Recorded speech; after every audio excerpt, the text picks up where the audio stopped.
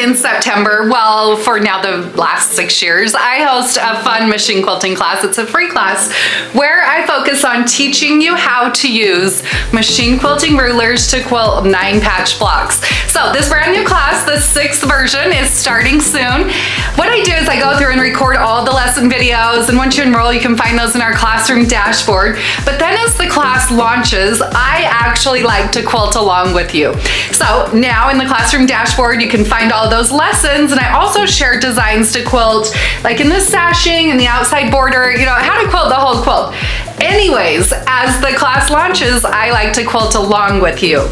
But one little problem, I have the hardest time machine quilting 2 quilts exactly the same way. And I know I'm going to quilt all of the blocks throughout the quilt exactly like the first version, the version I quilted for the videos. So as I'm quilting the 2nd version, I'm like, okay, I'm gonna make the border a little bit more special just because it's my 2nd time quilting this quilt. It's a way I can create more interest and still have a lot of fun while machine quilting. Anyways, so I started out, I loaded my quilt on the machine, and I started playing with this border. I'm like, I've got to create a video and share it with you.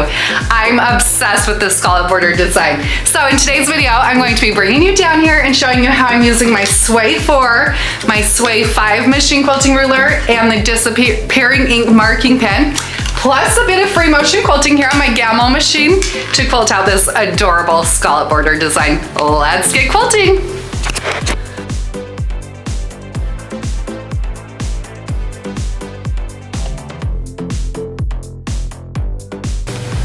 Okay, so you can see over here, obviously I have already done a bit of quilting. I like to start out and do a little bit of quilting before I create the videos, just because I start getting ideas in my head and it doesn't always mean they're gonna translate onto fabric.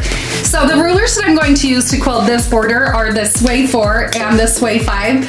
I'm choosing to use the disappearing ink marking pen to do some marking because I am marking as I go.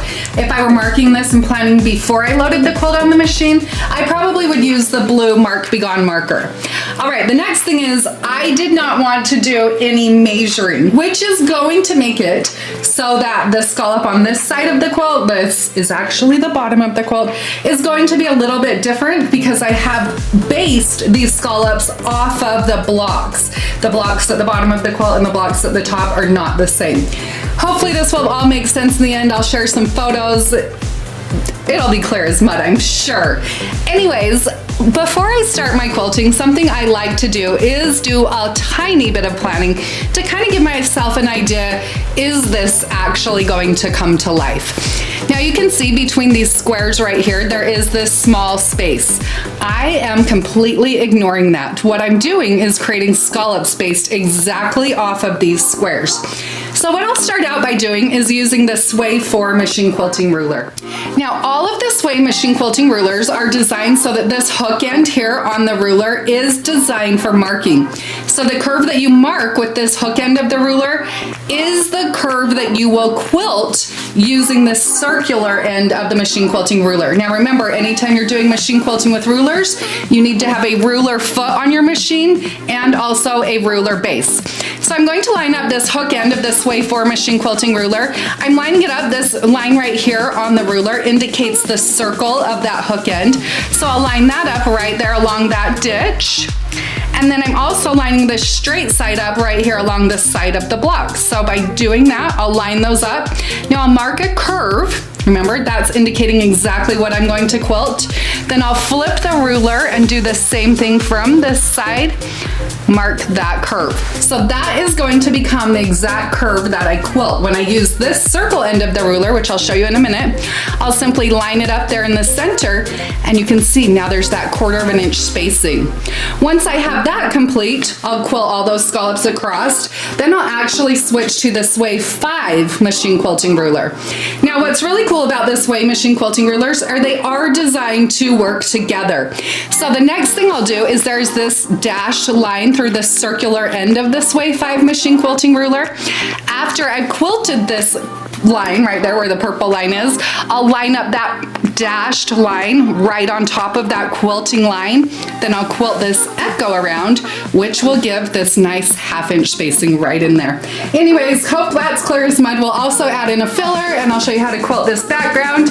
let's get right to that quilting part. Actually, before I do that, I am going to go through and mark a few more of these curves.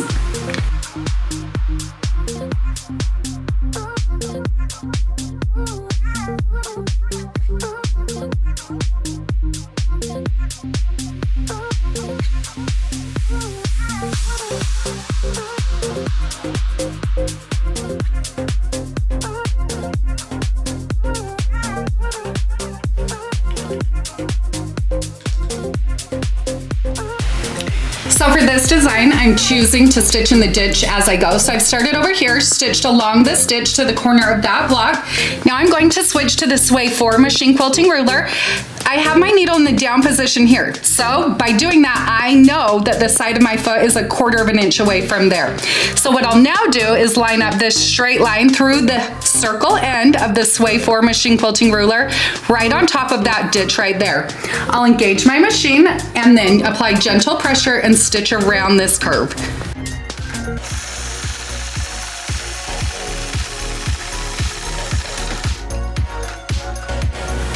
Okay, so I've stitched in the ditch, stitched around that curve. Now I'm actually going to go through and quilt that flower right there in the center.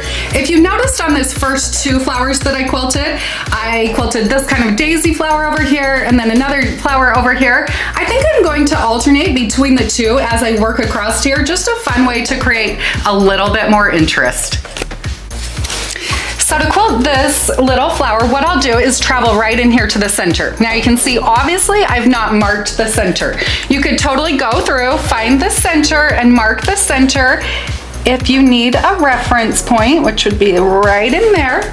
But what I'll do from there, I'll travel back along the ditch. Now I'm using the So Fine color number, let's see, it's 452 on this quilt. So it does blend really nicely. On my bobbin, I do have the pre-wound super box, so that when I do travel over my original stitch line, like you'll see here, I don't feel like I get a real thready look.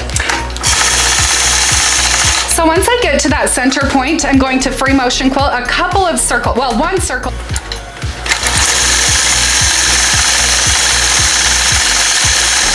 Okay, I ended up going around it 3 times. You don't have to do that. I like to do it because I feel like my circles aren't always perfect. So by making them imperfect on purpose, by going around a few times, overall they end up looking a little bit better. All right, so starting over here now on this side, I'll basically create these bumps, working around that circle in the center and filling in that background space all the way.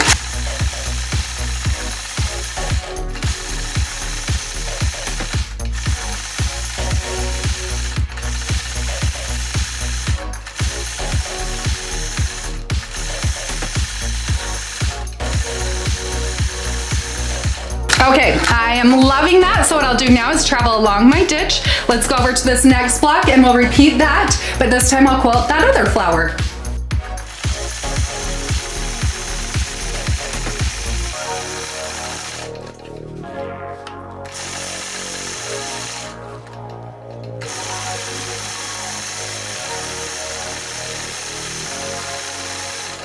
Okay, so now to quilt this flower, I'll come out to the side, and then I'll almost create like a little dip and then come back to the center. I'm going to work all the way around first with the flowers, and then I'll go through and add a little vine or vein to the center or the inside of each of them.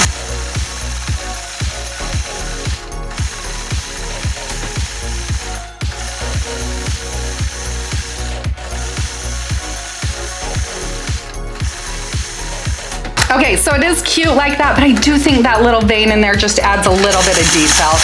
So I'll travel back here, just a simple wavy line in the center, traveling up maybe like half of the way, and then basically traveling back down the previous stitch line.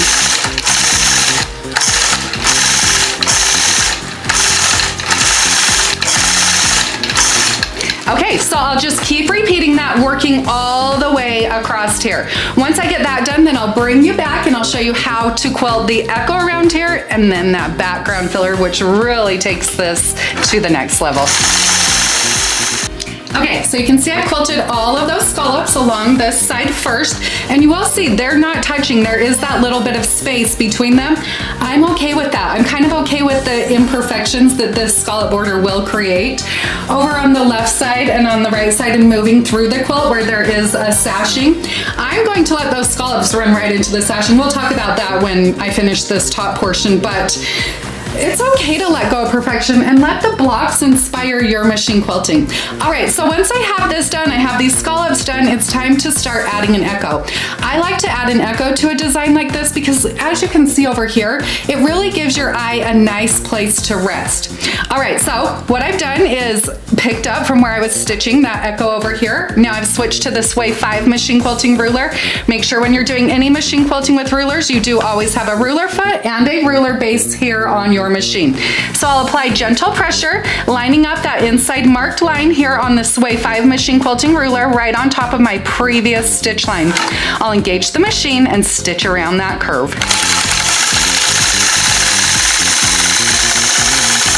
Now when I get over to this side, I'll stop with my needle position down, or in the down position. I'm just kind of eyeballing exactly where I need to stop. I did a pretty good job, so I'll reposition my ruler and stitch another one. And I will keep repeating this, working all the way across that top edge of the quilt. Now I've not stitched anything down that right side, and I'm not going to until I've quilted these blocks and this sashing. Okay, so now I have the foundation of the scallop quilted. Now it's time to quilt the background filler. So what I'll do first is quilt the swirl portion, and you can see when I'm quilting this, I'm going to quilt the swirls. I'll also add in some pebbles and maybe occasionally a few of those clam designs. I think by adding in a few of those designs, those motifs, it really creates a lot of interest. So what I do want to do though is leave at least maybe like an inch of spacing, in some places a little bit more, so that I can come back through and fill in with these straight lines. And it's fun, these straight lines almost give your eye another little place to rest. So something to think about when you're quilting these swirls, always leave yourself an out. So when you're quilting into the center, make sure you're leaving enough space to stitch back out. And then when you're quilting the pebbles, think about alternating the sizes in those. The more random you can be, the better overall your results will be.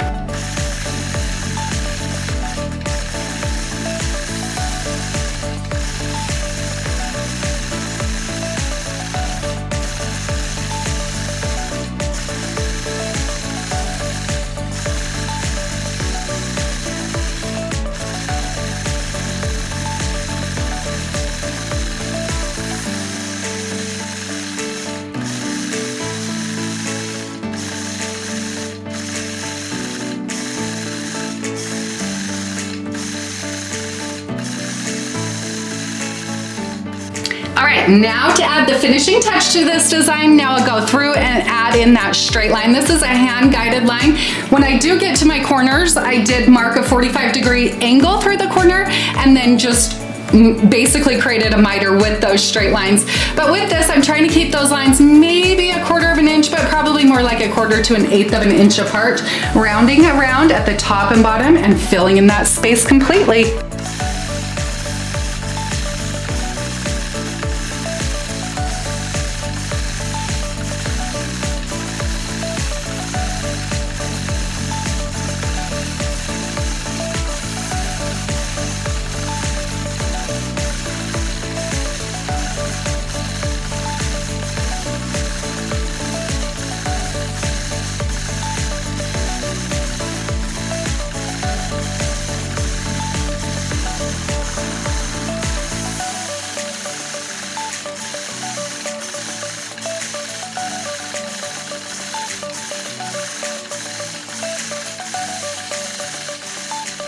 Okay, I am in love with how this border design is turning out. As I work down these sides over here, because these are those bonus blocks when I get here, my design is actually going to stop my scallop. And then when I work through the blocks, it's going to be a little bit different.